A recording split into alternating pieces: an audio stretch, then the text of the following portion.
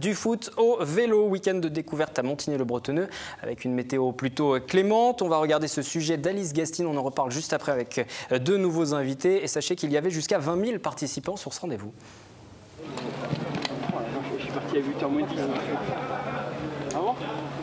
J'ai suivi un groupe sur 25 km sur route et c'était assez agréable. Voilà. Et vous n'étiez pas seule? Et non, j'étais pas seule, il y avait la petite derrière dans la carriole. C'est un peu plus lourd dans les côtes. 8 parcours au choix allant de 15 à 105 km pour découvrir le cyclotourisme dans la vallée de Chevreuse, une initiative du Vélo Club de Montigny, le plus gros d'Île-de-France avec plus de 400 licenciés. Cette année, on a battu notre record de l'an dernier avec 2002 participants à l'ensemble des randonnées qui étaient proposées.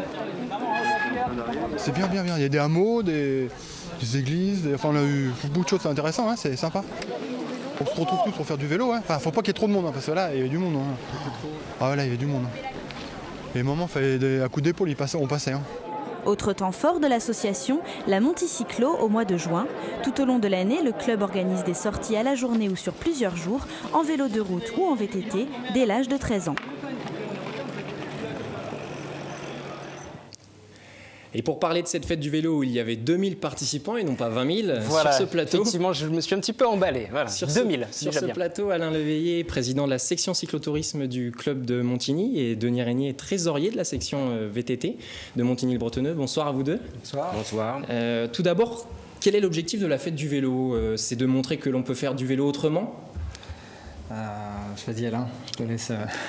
Disons, l'objectif, c'est déjà effectivement de permettre à un maximum de gens de la ville nouvelle et de la commune de Montigny de participer à une activité de loisir qui est le vélo, et de leur faire découvrir des sentiers qu'ils ne connaissent pas ou des routes qu'ils n'oseraient peut-être pas prendre seuls. C'est aussi la volonté de répondre aux souhaits de nos fédérations, étant donné que nous sommes un club qui est le premier club d'Île-de-France en matière de vélo, puisqu'on réunit 450 adhérents sur les deux sections. Donc il est tout à fait normal qu'on propose une organisation ouverte à tous les clubs d'Île-de-France qui eux-mêmes, de leur côté, nous proposent leur propre rallye ou randonnée. Et justement, je crois que cette année, vous avez battu votre record d'affluence sur la fête du vélo. Ouais, côté donc VTTiste, on a explosé les compteurs avec 1450 participants réunis sur les 4 circuits. Donc on proposait un circuit famille de 16 km.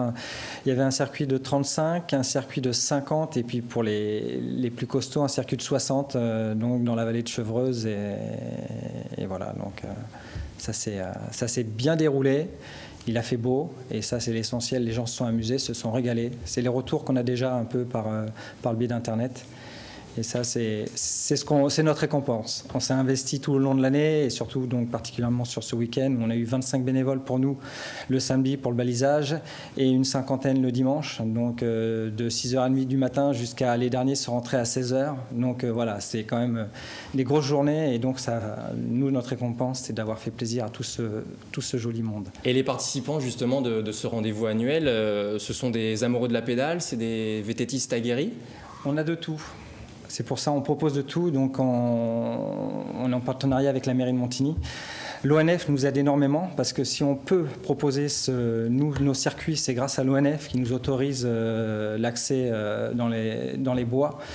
Et donc on a un gros partenariat avec eux, on travaille constamment avec eux puisqu'il y a certaines zones que l'on doit respecter, on ne peut pas passer.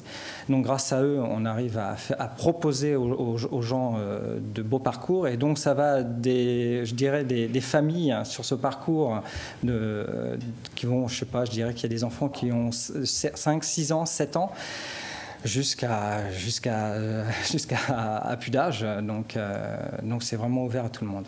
Et pour revenir un petit peu dans l'actualité, il y a eu les Jeux Olympiques cet été, une belle médaille d'or de Julie Bresset. Ouais. Est-ce que justement il y a eu un effet JO, un effet médaille d'or? Les jeunes arrivent et disent je veux faire du vélo? On a énormément de demandes. Malheureusement, on n'est pas assez de bénévoles.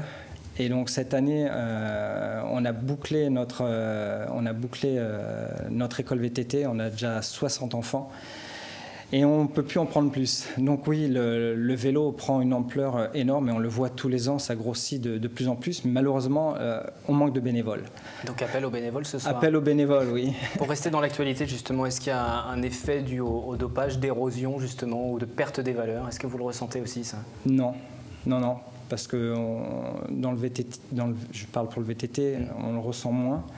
Et on essaie d'inculquer aux enfants dès l'école donc tout ce que peut apporter le vélo. Et puis on parle aussi du dopage, mais pour nous, c'est pas, non, pas du tout. Vous pouvez en parler. On en parle, mais c'est pareil. Le cyclotourisme, c'est pareil, puisque le principe de notre activité, c'est qu'il n'y a pas de compétition, pas de classement. Donc, je pense que le cyclisme de compétition a beaucoup plus. Les clubs de compétition ont beaucoup plus souffert des affaires de dopage que notre activité, qui au contraire est une activité ouverte à tous et où c'est plutôt le sport santé. Donc, c'est un peu l'objectif. Donc, et puis c'est cyclotourisme, donc en même temps on fait un peu de tourisme. Donc, on voit que le monde professionnel porte toujours les clubs amateurs derrière, ça retombe toujours sur l'image du vélo globalement, là, puisqu'on parle du vélo. Comment vous le vivez, ce genre d'événement, par exemple Lance Armstrong qui est déchu de tous ses titres? Je vous dirais, quand vous avez... Ça vous a pas surpris? Non. Quand vous voyez le personnage, vous vous dites quand même il faut pouvoir les faire, ce nombre de kilomètres. Il était toujours au-dessus du lot. Après, oui, c'est vrai que... Mais bon, moi, on voit ça quand même avec un peu de recul.